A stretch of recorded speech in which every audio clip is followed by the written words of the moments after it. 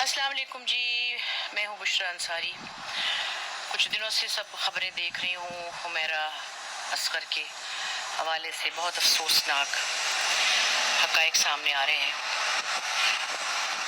पढ़ी लिखी लड़की थी, मैं तो खैर कभी मिली नहीं, मेरा इत्तेफाक नहीं हुआ।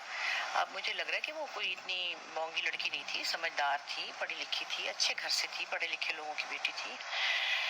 और हर किसी घर का अपना अपना एक समझे प्रिंसिपल होता है, बच्चों को कहाँ तक फ्रीडम देनी है। और उसमें बहुत सारे फैक्टर्स ऐसे होते हैं जो माँ बाप को सिर्फ ये नहीं होता कि हमारी बच्ची बिगड़ जाएगी, ये भी होता है कि पता नहीं सेफ है नहीं है, दूसरे लाहौर में रहते हैं, कराची में आ रही है, तो मुझे लगता है वो कुछ कॉन्फ्लिक्ट हुआ होगा। तो लड़की को आपने पढ़ाया है, लड़कों के साथ पढ़ी भी है एनसीए में, थोड़ा सा एक तो ट्रस्ट करना चाहिए। दूसरे मैं समझती हूँ अगर तो ऐसा हो सकता कि किसी दोस्त के साथ, सहेली के साथ वो रहती, या किसी ख़ानदान के किसी रिश्तेदार के साथ, लेकिन मुझे पता है रिश्तेदार भी कोई इस चीज़ को समझते नहीं है, क्योंकि हमारा काम जो है बड़ा अलग तरह का है।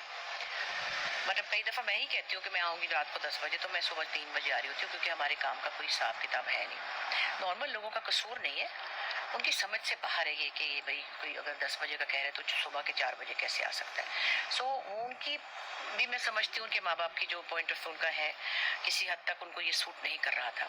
लेकिन फिर बात यह है कि आप किसी बच्चे को इतनी ही सज़ा दे सकते हैं कि आप वो मर भी जाए तो आपको पता ना चले।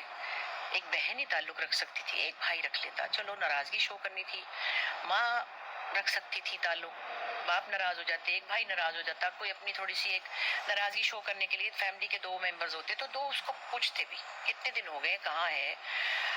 देखिए, मैं ये नहीं कहती कि माँ बाप गलत सोचते हैं, माँ बाप, लेकिन ये भी नहीं कह सकते कि जो लड़कियां मॉडर्न है या लड़कियां अपनी मर्जी से परवाज करना चाहती हैं उनके साथ ही होता है। मैं तो कई बेचारी बापर्दा ख़वातीन को देखती हूँ, उनको तो ससुराल वाले ही जला देते हैं, हिजाब वाली बच्चियों को लोग सड़क पे छेड़ देते हैं, तंग कर देते हैं। तो ये माशरा रंग बिरंगे लोगों से भरा हुआ है और हर कोई चाहता है कि उसके बच्चे प्रोटेक्टेड रहें।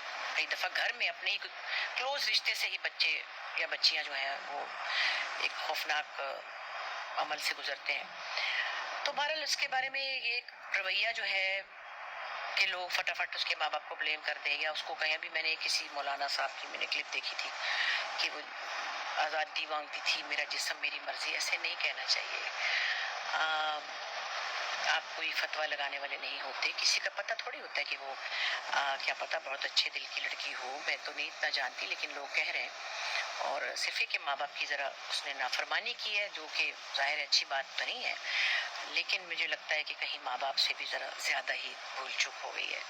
अब जो भी है उसका तमाशा न बनाएं कि वो ये थी तो वो थी, तो बगैर देखे किसी पर तोहमत लगाना इतना बड़ा गुनाह है कि मैं क्या ही बताऊं आपको। इतना बड़ा गुनाह है कि जिसका कोई मतलब मयार नहीं है, कोई पैमाना नहीं है।